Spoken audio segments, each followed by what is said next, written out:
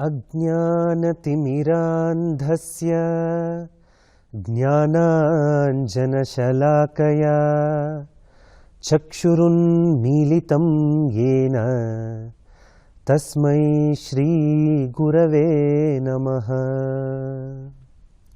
ಎಲ್ಲರಿಗೂ ನಮಸ್ಕಾರ. ಮನುಷ್ಯನು ತನ್ನ ಹೃದಯದಲ್ಲಿ ಆನಂದವನ್ನು, ಸಂತೋಷವನ್ನು ಕಂಡುಕೊಳ್ಬೇಕು ಅಂತ ಹೇಳಿದರೆ ಆಧ್ಯಾತ್ಮ ಜ್ಞಾನ ಬಹಳ ಮುಖ್ಯ. ಆಧ್ಯಾತ್ಮ ಜ್ಞಾನವನ್ನು ಸನಾತನ ಧರ್ಮದಲ್ಲಿ ಭಾರತದ ಎಲ್ಲ ಪ್ರಾಂತಗಳಲ್ಲೂ ಅನೇಕ ದಾರ್ಶನಿಕರು, ತತ್ವಜ್ಞಾನಿಗಳು, ಋಷಿಮುನಿಗಳು ಹಲವಾರು ಗ್ರಂಥಗಳ ಮೂಲಕ ನಮ್ಮೆಲ್ಲರಿಗೂ ಕೂಡ ಕೊಟ್ಟಿದ್ದಾರೆ. ಭಾರತದ ಉದ್ದಗಲಕ್ಕೂ ಕಾಶ್ಮೀರದಿಂದ ಕನ್ಯಾಕುಮಾರಿವರೆಗೂ, ಗುಜರಾತ್ನಿಂದ ಮಣಿಪುರದವರೆಗೂ ಎಲ್ಲ ಪ್ರಾಂತಗಳಲ್ಲೂ ಕೂಡ ಭಾರತೀಯರ ಜೀವನದ ಮೇಲೆ ಬಹಳಷ್ಟು ಪರಿಣಾಮ ಬೀರಿರುವಂತಹ ಒಂದು ಗ್ರಂಥ, ಆಧ್ಯಾತ್ಮಿಕ ಗ್ರಂಥ ಭಗವದ್ಗೀತೆ. ಭಾರತದ ಎಲ್ಲ ಕಡೆಯೂ ಕೂಡ ಭಗವದ್ಗೀತೆ ಪ್ರಸಿದ್ಧಿಯಲ್ಲಿದೆ. ಭಗವದ್ಗೀತೆ ಒಂದು ವಿಶೇಷವಾದ ಗ್ರಂಥ. ಯಾಕೆ ಅಂತ ಹೇಳಿದರೆ ಅದು ವೇದಗಳ ಸಾರ. ವೇದಗಳಲ್ಲಿ ಸಾವಿರಾರು ಲಕ್ಷಾಂತರ ಮಂತ್ರಗಳಿದೆ. ಆದರೆ ಒಬ್ಬ ಸಾಧಾರಣ ವ್ಯಕ್ತಿ ಆ ವೇದಗಳ ಮೂಲಕ ಆಧ್ಯಾತ್ಮ ತತ್ವವನ್ನು ತಿಳ್ಕೊಳ್ಬೇಕು ಅಂತ ಹೇಳಿದ್ರೆ ಸ್ವಲ್ಪ ಕಷ್ಟ ಆಗಬಹುದೇನೋ. ಅದಕ್ಕೋಸ್ಕರ ಮಹರ್ಷಿ ವೇದವ್ಯಾಸರು ವೇದಗಳಲ್ಲಿ ಇರುವಂತಹ ತತ್ವವನ್ನು ಮಹಾಭಾರತದಲ್ಲಿ ನಿರೂಪಣೆ ಮಾಡಿದ್ದಾರೆ. ಒಬ್ಬ ಸಾಧಾರಣ ವ್ಯಕ್ತಿ ಮಹಾಭಾರತವನ್ನು ಕೂಡ ಪೂರ್ಣವಾಗಿ ಓದುವಂಥದ್ದು ಸ್ವಲ್ಪ ಕಷ್ಟ ಆಗಬಹುದೇನೋ. ಯಾಕೆ ಅಂತ ಹೇಳಿದರೆ ಮಹಾಭಾರತದಲ್ಲಿ 1,00,000 ಶ್ಲೋಕಗಳಿದೆ. ಆ ಇಡೀ ಮಹಾಭಾರತದ, ಇಡೀ ವೇದಗಳ ಸಾರ ಭಗವದ್ಗೀತೆಯಲ್ಲಿ ಮೂಡಿದೆ. ಕೇವಲ 700 ಶ್ಲೋಕಗಳಲ್ಲಿ 18 ಅಧ್ಯಾಯಗಳಲ್ಲಿ ಶ್ರೀಕೃಷ್ಣ ಜೀವನಕ್ಕೆ ಬೇಕಾಗಿರುವಂತಹ ಮೌಲ್ಯಗಳು, ನಮ್ಮ ಆಧ್ಯಾತ್ಮಕ್ಕೆ ಬೇಕಾಗಿರುವಂತಹ ಚಿಂತನೆಗಳು ಎಲ್ಲವನ್ನೂ ಕೂಡ ಭಗವದ್ಗೀತೆಯಲ್ಲಿ ನೀಡಿದ್ದಾನೆ. ಭಗವದ್ಗೀತೆಯ ಧ್ಯಾನ ಶ್ಲೋಕವೇ ಒಂದಿದೆ. ಸರ್ವೋಪನಿಷದೋ ಗಾವೋ ದೋಗ್ಧ ಗೋಪಾಲನಂದನಃ ಪಾರ್ಥೋ ವತ್ಸಸುಧೀರ್ ಭೋಕ್ತ ದುಗ್ಧಂ ಗೀತಾಮೃತಂ ಮಹತ್. ಭಗವದ್ಗೀತೆಯ ವಿಶೇಷತೆಯನ್ನು ಈ ಶ್ಲೋಕದಲ್ಲಿ ತಿಳಿಸ್ಕೊಟ್ಟಿದ್ದಾರೆ. ಉಪನಿಷತ್ ಅನ್ನುವಂಥದ್ದು ಗೋಮಾತೆಗೆ ಹೋಲಿಸಿದ್ದಾರೆ. ಆ ಗೋವಿನ ಸಾರ ಹಾಲು. ಸರ್ವೋಪನಿಷದೋ ಗಾವಃ. ಎಲ್ಲ ಉಪನಿಷತ್ತುಗಳು ಗೋಮಾತೆಯಂತೆ ಆದರೆ ಅದರ ಸಾರ ಭಗವದ್ಗೀತೆ. ಈ ಸಾರವನ್ನು ಯಾರು ಕೊಡ್ತಾನೆ ಅಂತ ಹೇಳಿದ್ರೆ ಶ್ರೀಕೃಷ್ಣ ಪರಮಾತ್ಮ. ದೋಗ್ಧ ಗೋಪಾಲನಂದನಃ.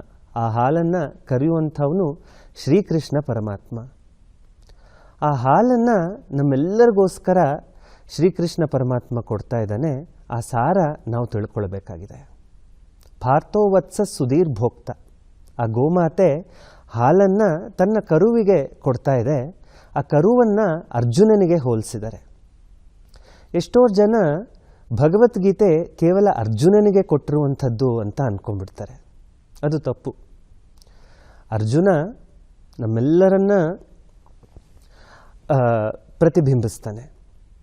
ಎಲ್ಲರಲ್ಲೂ ಕೂಡ ಕನ್ಫ್ಯೂಷನ್ ಇರುತ್ತೆ, ಎಲ್ಲರಲ್ಲೂ ಕೂಡ ಗೊಂದಲಗಳಿರುತ್ತೆ.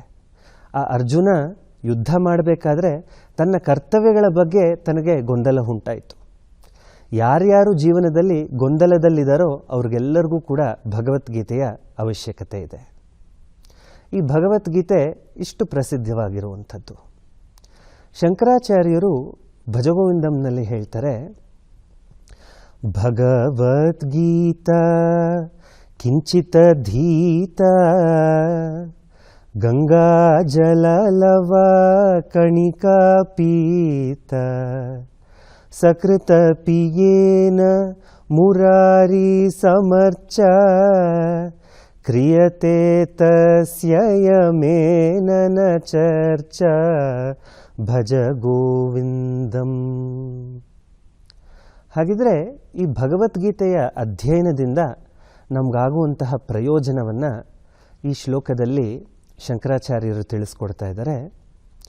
ಯಾರು ಭಗವದ್ಗೀತೆಯನ್ನು ಕಿಂಚಿತ್ತಾದರೂ ಅಧ್ಯಯನ ಮಾಡ್ತಾರೋ, ಯಾರು ಗಂಗಾಜಲವನ್ನು, ಗಂಗಾಜಲ ಅಂತ ಹೇಳಿದ್ರೆ ಜ್ಞಾನದ ಗಂಗೆ, ಜ್ಞಾನದ ಗಂಗೆಯನ್ನು ಕಿಂಚಿತ್ತಾದರೂ ಯಾರು ಸೇವನೆ ಮಾಡಿರ್ತಾರೋ, ಯಾರು ತಾವು ಮಾಡಬೇಕಾಗಿರುವಂತಹ ಎಲ್ಲ ಕರ್ತವ್ಯಗಳನ್ನು ಆ ಶ್ರೀಕೃಷ್ಣನ ಪೂಜೆ ಅನ್ನುವಂತಹ ಭಾವನೆಯಿಂದ ಆ ಪೂಜನೆಯನ್ನು, ಅರ್ಚನೆಯನ್ನು ಯಾರು ಮಾಡ್ತಾರೋ ಅವರು ಯಮನ ಜೊತೆ ಯಾವತ್ತೂ ಕೂಡ ಚರ್ಚೆ ಮಾಡೋಲ್ಲ, ಅವರಿಗೆ ಯಮನ ಜೊತೆ ಚರ್ಚೆ ಇರೋಲ್ಲ ಅಂತ ಈ ಶ್ಲೋಕದಲ್ಲಿ ಹೇಳಿದ್ದಾರೆ.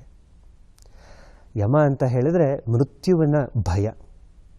ಸಾಧಾರಣವಾಗಿ ಒಬ್ಬ ಮನುಷ್ಯನ ಜೀವನದಲ್ಲಿ ಎಷ್ಟೋ ರೀತಿಯ ಭಯಗಳಿರುತ್ತೆ. ಆ ಭಯಗಳಲ್ಲಿ ಮೃತ್ಯುವಿನ ಭಯ ಒಂದು ಬಹಳ ದೊಡ್ಡ ಭಯ. ಯಾರು ಭಗವದ್ಗೀತೆಯ ಅಧ್ಯಯನ ಮಾಡಿರ್ತಾರೋ ಅವ್ರಿಗೆ ಯಾವತ್ತೂ ಕೂಡ ಮೃತ್ಯುವಿನ ಭಯ ಇರೋದಿಲ್ಲ. ಯಾಕೆ ಈ ಮೃತ್ಯುವಿನ ಭಯ ಇರಲ್ಲ ಅಂತ ಹೇಳಿದ್ರೆ, ಭಗವದ್ಗೀತೆಯಲ್ಲಿ ಶ್ರೀಕೃಷ್ಣ ನಮ್ಮ ನಿಜ ಸ್ವರೂಪದ ಜ್ಞಾನವನ್ನು ಕೊಟ್ಟಿದ್ದಾನೆ. ನಾವು ಈ ದೇಹವೇ ನಾವು ಅಂತ ಅಂದ್ಕೊಂಡ್ಬಿಟ್ರೆ ಎಲ್ಲರಿಗೂ ಕೂಡ ಮೃತ್ಯುವಿನ ಭಯ ತಪ್ಪೋದೇ ಇಲ್ಲ. ಯಾಕೆ ಅಂತ ಹೇಳಿದ್ರೆ, ದೇಹಕ್ಕೆ ಒಂದು ಬರ್ತ್ ಡೇಟ್ ಇದೆ, ಒಂದು ಎಕ್ಸ್ಪೈರಿ ಡೇಟ್ ಕೂಡ ಇದೆ. ಒಂದು ದಿನ ಈ ದೇಹ ಭೂಮಿಗೆ ಬಂದಿದೆ, ಒಂದು ದಿನ ಈ ದೇಹ ಭೂಮಿಯಲ್ಲೇ ಮತ್ತೆ ಮಣ್ಣಾಗೋಗುತ್ತೆ. ಈ ದೇಹವೇ ನಾವು ಅಂತ ಅಂದ್ಕೊಂಡ್ರೆ ಮೃತ್ಯುವಿನ ಭಯ ಯಾರೂ ಕೂಡ ತಪ್ಪಿಸೋದಕ್ಕಾಗೋದಿಲ್ಲ. ಆದರೆ ಭಗವದ್ಗೀತೆಯಲ್ಲಿ ಶ್ರೀಕೃಷ್ಣ ನಮ್ಮ ನಿಜ ಸ್ವರೂಪವನ್ನು ತೋರಿಸ್ಕೊಟ್ಟಿದ್ದಾನೆ. ನಮ್ಮ ನಿಜ ಸ್ವರೂಪ ಈ ದೇಹವಲ್ಲ. ಈ ದೇಹಕ್ಕೂ ಕೂಡ ಮೀರಿರುವಂತಹ ಒಂದು ಅಂತರಾತ್ಮ ಇದೆ, ಆ ಆತ್ಮ ಚೈತನ್ಯ ಇದೆ. ಆ ನಮ್ಮ ನಿಜ ಸ್ವರೂಪ ಆ ಆತ್ಮ ಚೈತನ್ಯ. ದೇಹಕ್ಕೆ ಹುಟ್ಟಿದೆ, ದೇಹಕ್ಕೆ ಪರಿಣಾಮ ಇದೆ, ದೇಹಕ್ಕೆ ಸಾವಿದೆ. ಆದರೆ ಆತ್ಮ ಚೈತನ್ಯಕ್ಕೆ ಯಾವತ್ತೂ ಕೂಡ ಹುಟ್ಟೂ ಇಲ್ಲ, ಸಾವೂ ಇಲ್ಲ. ನಿರಂತರವಾಗಿರುವಂತಹ ಆತ್ಮ ಚೈತನ್ಯ, ಎಲ್ಲದಕ್ಕೂ ಕೂಡ ಆಧಾರವಾಗಿರುವಂತಹ ಆತ್ಮ ಚೈತನ್ಯಕ್ಕೆ ಯಾವತ್ತೂ ಕೂಡ ಹುಟ್ಟೂ ಇಲ್ಲ, ಸಾವೂ ಇಲ್ಲ.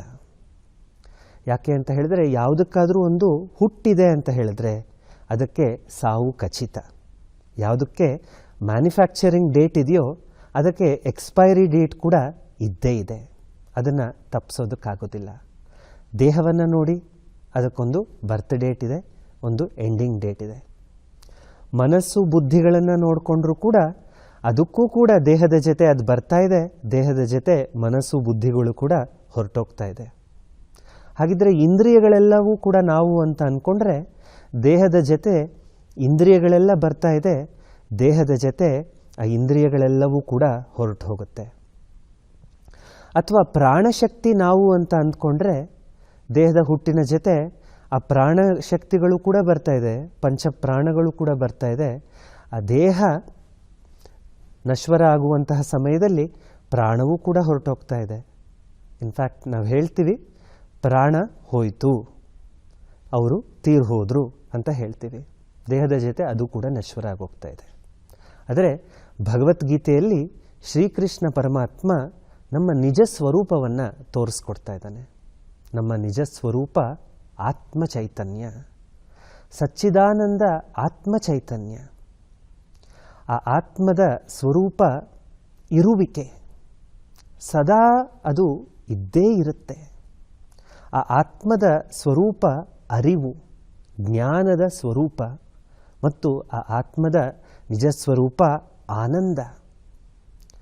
ನಾವು ಅನುಭವಿಸುವಂತಹ ಎಲ್ಲ ವಿಷಯಾನಂದಗಳು, ಎಲ್ಲ ಆನಂದಗಳಿಗೆ ಮೂಲ ಆತ್ಮಾನಂದ, ಸ್ವರೂಪಾನಂದ. ಆ ಆತ್ಮಸ್ವರೂಪ ಆನಂದವೇ ನಮ್ಮ ನಿಜವಾದ ಆನಂದ ಸ್ವರೂಪ. ಈ ಎಲ್ಲ ಮಾತುಗಳನ್ನು ಭಗವದ್ಗೀತೆಯಲ್ಲಿ ಶ್ರೀಕೃಷ್ಣ ಹೇಳಿದ್ದಾನೆ. ಅದಕ್ಕೆ ಶಂಕರಾಚಾರ್ಯರು ಹೇಳ್ತಾರೆ, ಯಾರು ಭಗವದ್ಗೀತೆಯ ಮೂಲಕ ನಮ್ಮ ನಿಜ ಸ್ವರೂಪವನ್ನು ತಿಳ್ಕೊಂಡ್ರೆ ನಮಗೆ ಯಾವತ್ತೂ ಕೂಡ ಯಮನ ಜೊತೆ ಚರ್ಚೆ ಇರಲ್ಲ, ಮೃತ್ಯುವಿನ ಭಯ ಇರಲ್ಲ ಅನ್ನುವಂಥದ್ದು ನಾವು ತಿಳ್ಕೊಳ್ಬೇಕಾಗತ್ತೆ. ಭಗವದ್ಗೀತೆಯಲ್ಲಿ ನಮ್ಮ ಜೀವನಕ್ಕೆ ಬೇಕಾಗಿರುವಂತಹ ಎಲ್ಲ ಮೌಲ್ಯಗಳು, ಆಧ್ಯಾತ್ಮಕ್ಕೆ ಬೇಕಾಗಿರುವಂತಹ ಎಲ್ಲ ಸಾಧನೆಗಳು ಕೂಡ ಶ್ರೀಕೃಷ್ಣ ಪರಮಾತ್ಮ ಕೊಟ್ಟಿದ್ದಾನೆ.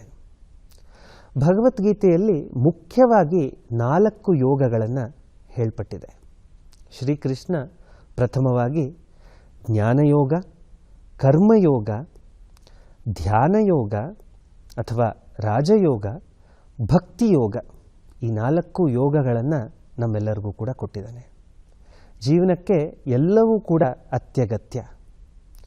ನಾವು ಮಾಡಬೇಕಾಗಿರುವಂತಹ ಕರ್ಮಗಳನ್ನು, ಕೆಲಸ ಕಾರ್ಯಗಳನ್ನು, ಕರ್ತವ್ಯಗಳನ್ನು ಹೇಗೆ ಮಾಡಬೇಕು, ಯಾವ ಭಾವನೆಯಿಂದ ಮಾಡಬೇಕು, ಯಾವ ಗುರಿಯನ್ನು ಇಟ್ಕೊಂಡು ಮಾಡಬೇಕೋ ಅದು ಕರ್ಮಯೋಗ. ಆಧ್ಯಾತ್ಮ ಜ್ಞಾನ ಜೀವನಕ್ಕೆ ಬಹಳ ಮುಖ್ಯ. ಅದರಿಂದನೇ ಮೋಕ್ಷ ಸಿಗುವಂಥದ್ದು. ಆ ಜ್ಞಾನವನ್ನು ಜ್ಞಾನಯೋಗದಲ್ಲಿ ಹೇಳಿದ್ದಾನೆ. ಆಧ್ಯಾತ್ಮ ಜೀವನದಲ್ಲಿ ಸಾಧನೆ ಮಾಡಬೇಕು ಅಂತ ಹೇಳಿದರೆ ರಾಜಯೋಗ, ಧ್ಯಾನಯೋಗ ಸಾಧನೆಗಳು ಅತಿ ಮುಖ್ಯ. ಯಾಕೆ ಅಂತ ಹೇಳಿದರೆ ನಮ್ಮ ಮನಸ್ಸನ್ನು ನಮ್ಮ ಕೈವಶಕ್ಕೆ ತಗೊಳ್ಬೇಕು. ಮನಸ್ಸು ಅನ್ನುವಂಥದ್ದು ಬಹಳ ಒಂದು ಅದ್ಭುತವಾದ ಕರಣ. ಆದರೆ ಮನಸ್ಸು ಯಾವಾಗಲೂ ಕೂಡ ಅಲ್ಲಿ ಇಲ್ಲಿ ಚೆಲ್ಲು ಹೋಗ್ತಾ ಇರುತ್ತೆ. ಆ ಮನಸ್ಸನ್ನು ಒಂದು ಕಡೆ ನಿಗ್ರಹವಾಗಿ ಇಟ್ಕೊಳ್ಬೇಕು ಅಂತ ಹೇಳಿದರೆ ಧ್ಯಾನಯೋಗ, ರಾಜಯೋಗದ ಅಗತ್ಯ ಇದೆ. ಮತ್ತು ಜೀವನವನ್ನು ಯಾವ ಭಾವನೆಯಿಂದ ನಾವು ನಡೆಸಬೇಕು, ಭಗವಂತನ ಜೊತೆ ನಮ್ಮ ಸಂಬಂಧ ಹೇಗೆ ಇರಬೇಕು, ಲೋಕದಲ್ಲಿ ಎಲ್ಲ ಜೀವರಾಶಿಗಳ ಜೊತೆ ನಮ್ಮ ಸಂಬಂಧ, ಭಾವನಾತ್ಮಕ ಸಂಬಂಧ ಯಾವ ರೀತಿ ಇರಬೇಕು, ಅದನ್ನು ಭಕ್ತಿಯೋಗದಲ್ಲಿ ಶ್ರೀಕೃಷ್ಣ ತಿಳಿಸ್ಕೊಟ್ಟಿದ್ದಾನೆ.